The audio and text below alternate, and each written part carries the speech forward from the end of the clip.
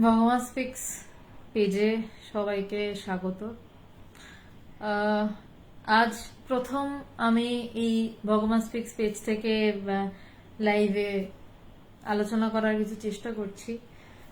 ভগবানেরই এক খুব প্রিয় ভক্ত ছিলেন অমূল্য রতন বৈরাগী, তার একটি বই থেকে।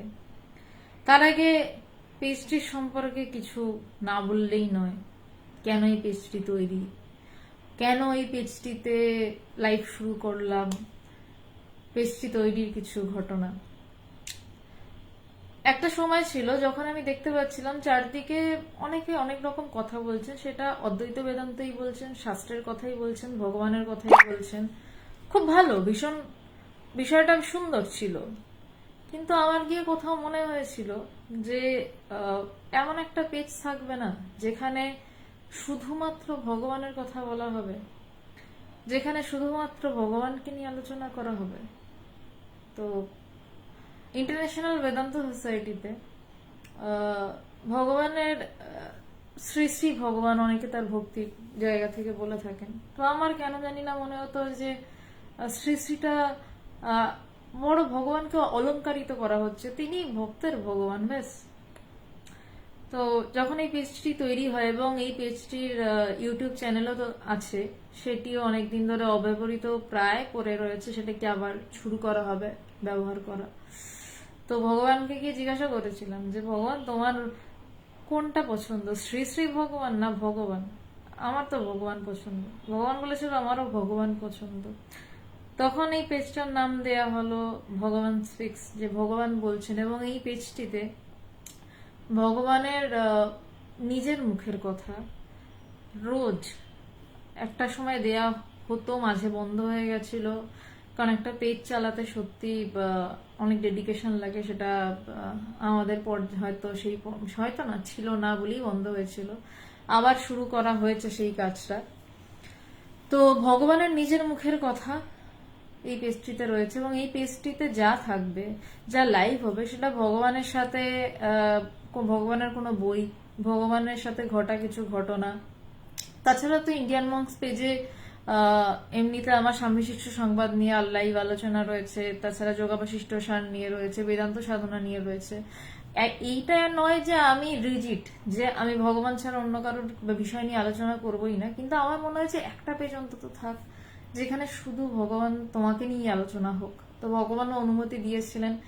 ভগবানের অনুমতি সাপেক্ষে এই পেজ এবং ইউটিউব চ্যানেল, যেটি ভগবান নিজের হাতে ওপেন করেছিলেন, একটা ভিডিও ছিল রাখাল ছেলেকে নিয়ে, সেই গল্পটা অন্য কোনো দিন হয়তো বলবো।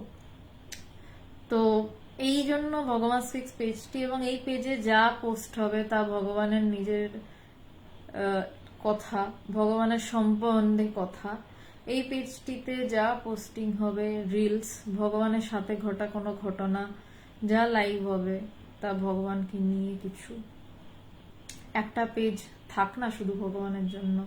শাস্ত্র, অদ্বৈত বেদান্ত, ভগবান অদ্বৈত বেদান্তের বাইরে একদমই নয়, শাস্ত্রের বাইরেও নয়, কিন্তু ভগবানের বিষয়টা একটু কোথাও যেন মিলেমিশে এক বা একাকার বা আলাদা, একটু আলাদা। একটা পেজ থাকি শুধু ভগবানের জন্য, একটা ইউটিউব চ্যানেল শুধু থাকি ভগবানের জন্য, যেখানে শুধুমাত্র ভগবানের কথাই বলা হবে, অন্য কারুর কোনো কথা নয়। এবং অন্য কারুর কোনো কথা অর্থে আমি অন্য কি যে কারু শব্দটি বললাম, সেই প্রত্যেককে আমি অত্যন্ত সম্মান করি, শ্রদ্ধা করি, কিন্তু থাকি না একটা পেজ শুধু তার জন্য। আজকে যে আলোচনার যে বিষয়বস্তু শুরু হচ্ছে, ভগবানের সাথে এক ভক্তের প্রেমের কাহিনী। আপনারা বলবেন যে প্রেমটা তো ছেলে মেয়েতে হয় না, দুটো বয়স্ক মানুষের মধ্যেও ভালোবাসা হয়, দুটো বন্ধুর মধ্যেও ভালোবাসা হয়।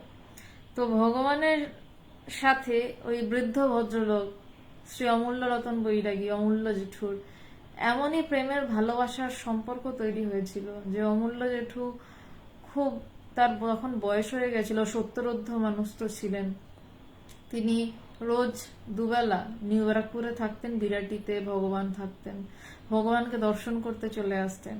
আবার ভগবান কখনো নিউ ব্যারাকপুরে যখন যেতেন, তখন ভগবানকে তিনি আরো কাছ থেকে পেতেন।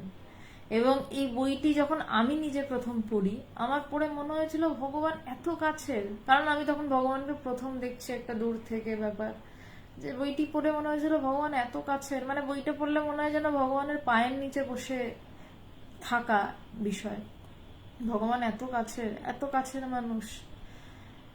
তারপর দেখলাম ভগবান বইটাতে যা লেখা রয়েছে তার থেকে অনেক অনেক বেশি কাছের মানুষ, এতটাই কাছের মানুষ যে কাছের মানুষটা ধরতে পারাটা খুব মুশকিল। তো শুরু করছি, ভগবান সান্নিধ্যে অমূল্য রতন বৈরাগী। এবং এটা একটা বলতে পারেন এর মধ্যে বেদান্ত রয়েছে, এর মধ্যে গুরুর বকা রয়েছে, গুরুর অনেক মূল্যবান, ভগবানের অনেক মূল্যবান কথা রয়েছে, ভগবানের অনেক ঐশী লীলা রয়েছে, সব রয়েছে। কিন্তু সব ছাপিয়ে যেটা রয়েছে ভগবান আর এক ভক্তের প্রেমের কথা, যার পথ চলা শুরু হলো আজ। তো আমি অমূল্য জেঠুর যে ভূমিকা, সেই ভূমিকা থেকে ভূমিকাটি আজকে চেষ্টা করছি। ভূমিকা অমূল্য জেঠু লিখছেন, সমাজ জীবনের দিকে তাকালে দেখা যায় সমাজের একটা বৃহৎ অংশ নীতিহীনতায় ভুগছে। অবিচার, অনাচার, ভ্রষ্টাচার, স্বর্থতা, ঈর্ষা, প্রতিহিংসা জটিল রোগে আবাল বৃদ্ধ বনিতা আজ কম বেশি আক্রান্ত। দেশের যারা রক্ষক তারাও আজ দুর্নীতিগ্রস্ত। শাস্ত্রবাক্যে বিশ্বাস করলে এখনই তো অবতার পুরুষ আবির্ভাবের মোক্ষম মুহূর্ত। অমূল্য জেঠু যখন এই কথাগুলো লিখছেন তখন সেই 2003 সালে তিনি প্রথম ভগবানকে দর্শন করেন। তিনি কিন্তু ভগবানকে খুব কষে ধরেছিলেন, ভালোবেসে ধরেছিলেন। ঈশ্বরকে কষে ধরা মানে ভালোবেসে ধরা, নয়তো তাকে দড়ি দিয়ে বাঁধতে গেলে একটু ফাঁক থেকে যাবে, 2 ইঞ্চি গ্যাপ থেকেই যাবে। ঈশ্বরকে ধরতে গেলে ভালোবেসে ধরতে হয়। তো তিনি তখন বলছেন যে কেন অবতার পুরুষ আসবেন, তিনি ভগবানকে অবতার পুরুষ হিসাবেই মানতেন, কিন্তু বলছেন কেন আসবেন, বলছে যে আজকের যে সমাজের এই অবস্থা, এই অবস্থাতেই তো অবতার পুরুষ অবতরণ করবেন। তো সেই ভগবানের আবির্ভাব ঘটেছে আমাদের এই পশ্চিম বাংলায়। আমার অমূল্য জেঠুর এই কারণেই ভালো লাগে অমূল্য জেঠুকে খুব, যে তিনি ভগবানের আগে কোনো অলংকার ব্যবহার করেননি, শ্রী বা শ্রী শ্রী, দেবত্ব, মনুষ্যত্ব কিছুই আরোপের চেষ্টা করেননি। ভগবান তো ভগবান, তাকে সোজাসুজি ভগবান বলে বলছেন যে সেই ভগবানের আবির্ভাব ঘটেছে আমাদের এই পশ্চিম বাংলায়।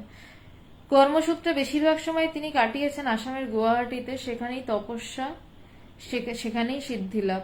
বর্তমানে বিরাটির মায়ের বাড়িতে অবস্থান করছেন তিনি। যদি প্রভু জগৎবন্ধুর কথা আপনারা জেনে থাকেন তাহলে একটা বিষয় বলতে পারি,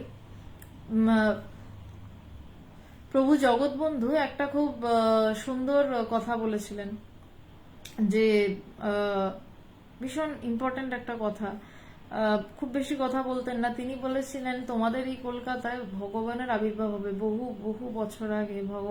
ভগবান ডাকার, ভগবানের হয়তো জন্মেরও অনেক বছর আগে এটা বলেছিলেন যে তোমাদের এই কলকাতায় ভগবানের আবির্ভাব হবে।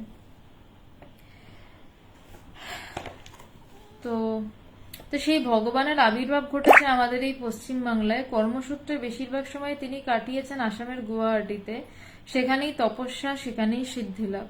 বর্তমানে বিরাটির মায়ের বাড়িতে অবস্থান করছেন তিনি। বর্তমানে বিরাটির মায়ের বাড়িতে তিনি অবস্থান করছেন। আজ থেকে 4 বছর আগে, মানে 2003 সালে তিনি এই লেখাগুলো লিখছেন 2007 সালে। আজ থেকে 4 বছর আগে 2003 সালের 14ই জুন বিরাটির মায়ের বাড়িতে প্রথম সাক্ষাৎ বা দর্শন, ভগবানকে তিনি প্রথম দর্শন করেন। প্রথম দর্শনেই মনের মধ্যে মলয় হাওয়া তৃপ্তি অনুভব করি। এই না হচ্ছে আসলে গুরু শিষ্যের সম্পর্ক। একটা বাচ্চা তো কোনোদিন তার টিচারকে, সেই টিচার তো ধরুন হাই সেকেন্ডারি পাশ করে এসে একটা নার্সারির বাচ্চাকে পড়াচ্ছে, সে তো কোনোদিন তার টিচারকে বুঝতে পারবে না যে সেই টিচার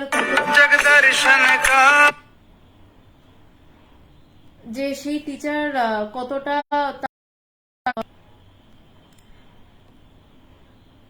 টিচার তার উপযুক্ত কিনা।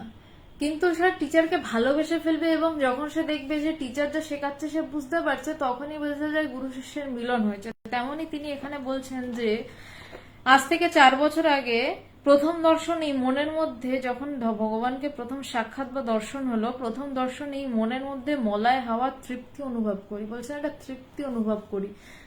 গুরুর পায়ে যখন শিষ্য পড়ে তখন সেটা তৃপ্তি অনুভব করে, তাতেই সে বোঝে যে সে ঠিক জায়গাতেই এসছে। মনে হলো এতদিন ফাঁকে খুঁজে বেরিয়েছি ভারত এবং নেপালের বিভিন্ন মঠ মন্দিরে দেবালয়ে সেই ভগবান তো ইনি। শিষ্যের ভিতর থেকে বলে দেয় এই আমার গুরু, এবং ভগবানের পরিচয়ও শিষ্যের ভিতরে এইভাবেই ফুটে ওঠে। এটা আমার কথা না, এটা একজন বৃদ্ধ মানুষ যিনি রামকৃষ্ণ মিশনে দীর্ঘদিন কাটিয়েছেন, রামকৃষ্ণদেবকে অসম্ভব শ্রদ্ধা করতেন, ভালোবাসতেন, এবং নিউ ব্যারাকপুর বা কোনো একটি রামকৃষ্ণ মিশনের অচি পরিষদের মানে ট্রাস্টি বোর্ডের সদস্যও ছিলেন। তিনি ভগবানকে দেখে এই কথাটা বলছেন, তার মানে তার ভিতরে তো সে ঠাকুরের সংস্কার তার রয়েছে। তিনি ভালোবাসতেন ঠাকুরকে, ভালোবেসেছেন ভগবানের কাছে এসে আরো বেশি, কারণ ভগবানেরও ইষ্ট ঠাকুর। তিনি ভগবানকে দেখে বলছেন যে প্রথম দর্শনেই মনে হলো এতদিন ফাঁকে যাকে খুঁজে বেরিয়েছে ভারত এবং নেপালের বিভিন্ন মঠ মন্দিরে দেবালয়ে সেই ভগবান তো ইনি। প্রথম দর্শনেই প্রেম, প্রথম দর্শনেই প্রেম। এরপর থেকেই দৈনিক ভগবান দর্শন তার কথামৃত শ্রবণ আমার নিত্যদিনের অভ্যাস। বলছেন যে যাকে খোঁজার জন্য নানান জায়গায় ঘুরে বেরিয়েছি সে তো ইনি। বলছে এরপর থেকে আর কোথাও তিনি যাননি, তিনি ভগবানের কাছে রোজ আসতেন এবং ভগবানের কথা শুনতেন, এটুকুই তার কাজ ছিল। ভগবান দর্শন তার কথামৃত শ্রবণ আমার নিত্যদিনের অভ্যাস। ভগবান একদিন আদেশ করলেন শুধু নিজে উপকৃত হলে হবে না, অপরেও যাতে এখানকার কথা জানতে পারে, জীবনে শান্তি লাভ করতে পারে, এটা চিন্তা করা ভক্তের কর্তব্যের মধ্যে পড়ে। ঠাকুর শ্রী রামকৃষ্ণদেবের খুব গুরুত্বপূর্ণ একটি কথা ছিল, যেটি ভগবান আমাদেরকে বারবার বলতেন যে আম খেয়ে মুখ মুছে ফেলিস না। তোদের যে উপকারটুকু হয়েছে আমার কথা বলার দরকার নেই, তোরা সেই কথাগুলো মানুষকে জানা, কারণ আরো কয়েকটা মানুষকে ভালো থাকতে সাহায্য করো, আরো কয়েকটা মানুষকে আমের টেস্টটা দে।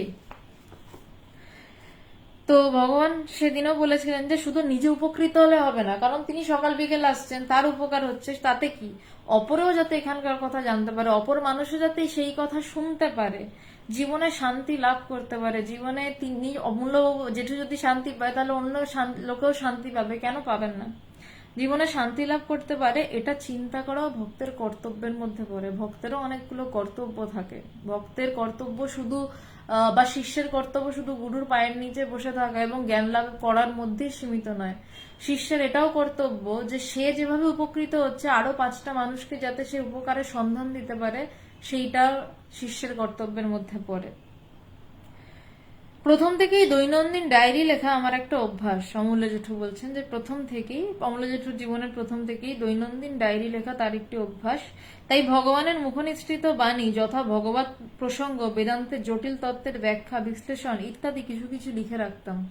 ভগবান দুর্ধর্ষ বেদান্ত বলেন, মানে মাথা খারাপ হয়ে যাওয়ার মতন। তো সেই বেদান্ততেই তো আটকা পড়া আমরাও অল্প বয়সে শুনে যে একটা নতুন তত্ত্ব, আচ্ছা এরকম দুর্ধর্ষ তত্ত্ব হয়, তাহলে বিষয়টা কি, এবং ভীষণ সাইন্টিফিক, কোনো গোজামিল দেয়া নয়, এবং অনুভব করার বিষয়। বলছেন না যে আমি অনুভব করেছি তুমি পারবে না, বলছে হ্যাঁ তুমিও পারবে, তুমি অনুভবটা করে নাও। তো সেই কথাগুলোই তিনি কিছু কিছু লিখে রাখতেন। ভগবানের কথার ইঙ্গিতে বুঝলাম তিনি চাইছেন তার অমূল্য উপদেশাবলী আমি যেন পুস্তক আকারে প্রকাশ করে আমার কর্তব্য পালন করি। যে ভগবানের কথার ইঙ্গিতে বুঝতে পারলাম যে তিনি চাইছেন তার অমূল্য উপদেশগুলো অমূল্য জেঠু যেন পুস্তক আকারে প্রকাশ করে তার কর্তব্য, মানে ভক্তের কর্তব্য কি না আরো কিছু মানুষকে এই জ্ঞানের কথা জানিয়ে দেওয়া, যে এই জ্ঞানের কথা শুনে তিনি তৃপ্ত হচ্ছেন। নিজের সম্বন্ধে উচ্চ ধারণার অভাব আমার চিরদিনের একটা মজ্জাগত রোগ, কিন্তু বেদান্ত বলে হীনমন্যতাই পাপ। অমূল্য জেঠু বলছেন যে নিজের সম্বন্ধে উচ্চ ধারণার অভাব আমার চিরদিনের একটা মজ্জাগত রোগ। আমার একটা রোগ হচ্ছে যে আমি নিজের সম্পর্কে আমি এটা করতে পারবো, আমি এটা কোনোদিনও ভাবতে পারি না। কেন ভাবতে পারি না জানেন? ভগবান মানে ছোটবেলা থেকে আমরা সবাই শুনি, এটা ভগবানও আমাদেরকে বলতেন, যে সবাই আমাকে বলতো যে তোর দ্বারা এটা হবে না। প্রথম আমার গুরুদেব মানে ভগবানের গুরুদেব স্বামী পবিত্রানন্দজি ভগবানকে বললেন যে তোমার দ্বারাই হবে, তোমার থেকে আমি শিওর সাকসেস আশা করি। তো আসলে আমরা সবাই ছোট থেকে শুনে শুনে বড় হই যে তোর দ্বারা হবে না, তোর দ্বারা কিছু হবে না, কিন্তু ভগবান প্রথম এসে বললেন যে হ্যাঁ তোর দ্বারা হবে, তুই পারবি।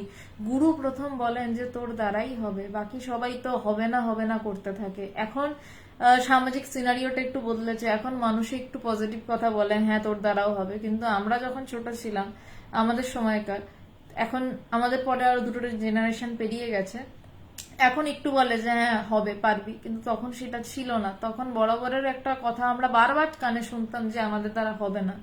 সেই জায়গায় দাঁড়িয়ে ভগবান প্রথম বলেছিলেন যে তোর দ্বারাই হবে, তুই পারবি করতে। এবং এটা তিনি সবাইকে উদ্বুদ্ধ করতেন, এবং এমন ভাবে উদ্বুদ্ধ করতেন যে তারা সেটা করতো, তারা সেটা করতে পারতো।